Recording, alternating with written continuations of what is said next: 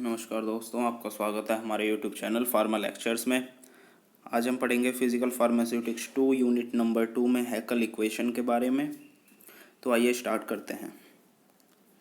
हमारे पास वैसे तो बहुत सारी इक्वेशंस हैं जो हमें ये बताती हैं कि कैसे कैसे प्रेशर अगर हम बढ़ाएंगे किसी सॉलिड मटेरियल पे तो उसके वॉल्यूम में क्या चेंज आएगा। पर जो मोस्ट कॉमनली यूज्ड इक्वेशन है वो है हैकल इक्वेशन। तो हैकल इक्वेशन ही हम पढ़ेंगे। जो हैकल इक्वेशन है वो हमें ये बताती है कि जब हम किसी भी मटेरियल के ऊपर सॉलिड मटेरियल के ऊपर प्रेशर अप्लाई करते हैं तो जो उसके अंदर नंबर ऑफ वॉइड्स होता है, मतलब जो खाली स्पेस होता है, वो कम होने लग जाता है। और ये जो प्रोसेस होता है वॉइड्स के कम होने का, या फिर स्पेस कह सकते हैं स्पेस के कम होने का, वो फर्स्ट ऑर्डर काइनेटिक्स फॉलो करता है। फर्स्ट ऑर्डर काइनेटिक्स हमें पता है। फर्स्ट ऑर्डर काइनेटिक्स में जो रेट होता है रिएक्शन का, यहाँ पे रेट ऑफ डिफॉर्मेशन होगा। जो रेट ऑफ डिफॉर्मेशन होता है वो एक ही रिएक्टेंट पे डिपेंड करता है। तो हैकल इक्वेशन में जो है वो पूरी तरह से नंबर ऑफ वॉइड्स पे डिपेंड होती है और वो फर्स्ट ऑर्डर काइनेटिक्स फॉलो करती है। हैकल इक्वेशन होती क्या है?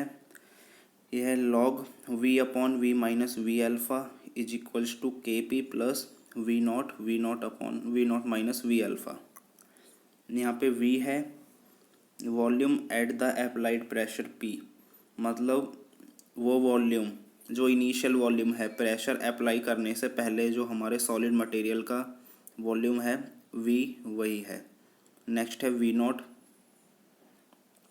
Original volume of the powder including the voids.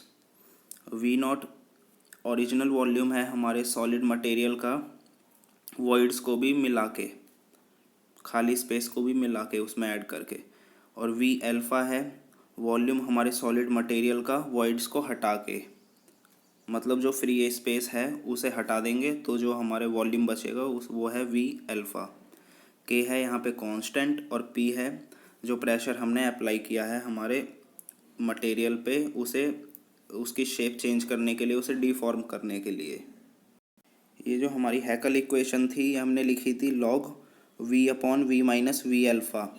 तो V upon V minus V alpha को हम 1/E से रिप्लेस कर सकते हैं। यहाँ पे E होता है पोरोसिटी। जो पोरोसिटी होता है वो एक टर्म होती है जो वॉइड्स के मेज़रमेंट में यूज़ करी जाती है। जितने ज़्यादा नंबर ऑफ़ वॉइड्स होंगे किसी सॉलिड मटेरियल के अंदर उतनी ही ज़्यादा उसकी पोरोसिटी होगी, और अगर कम वॉइड्स होंगे तो पोरोसिटी भी कम होगी।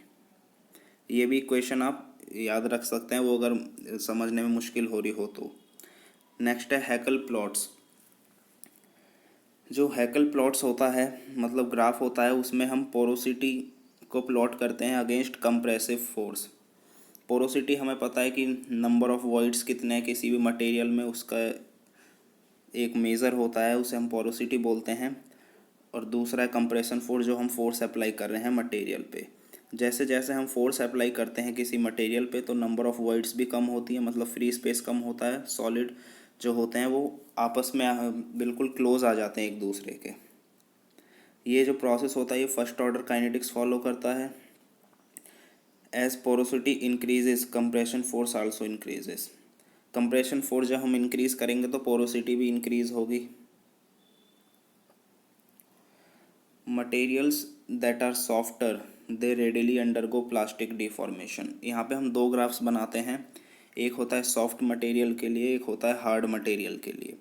जो सॉफ्ट मटेरियल होते हैं वो बहुत इजीली डिफॉर्म हो जाते हैं, मतलब कम हमें फोर्स अप्लाई करनी पड़ती है उन डिफॉर्म करने के लिए, यानी कि उनके शेप और साइज़ को चेंज करने के लिए।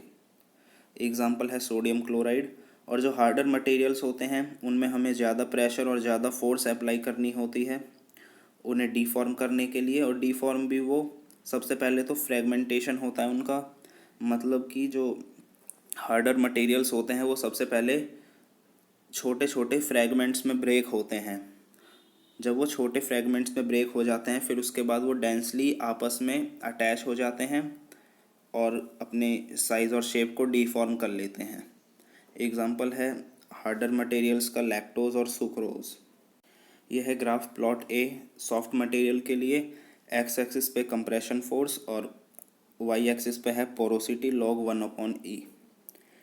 यहाँ पे जो ग्राफ का स्लोप है वो ज़्यादा है, हम ग्राफ से देख सकते हैं, क्योंकि जो सॉफ्ट मटेरियल्स होते हैं उन्हें डीफॉर्म करने के लिए कम स्ट्रेस चाहिए होता है, और अगर कम स्ट्रेस चाहिए होगा तो यील्ड स्ट्रेस भी कम ही होगा।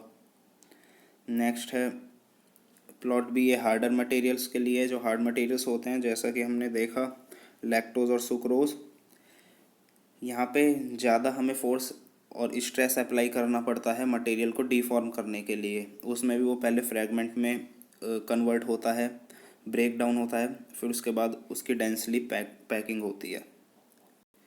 तो यहाँ पे जो हमारा स्ट्रेस होता है यील्ड स्ट्रेस, उसकी भी वैल्यू ज़्यादा होती है। तो दोस्तों इस वीडियो में बस इतना ही। अगर वीडियो पसंद आई हो तो वीडियो को लाइक करें, शेयर करें और चैनल को सब्सक्राइब करना ना भूलें।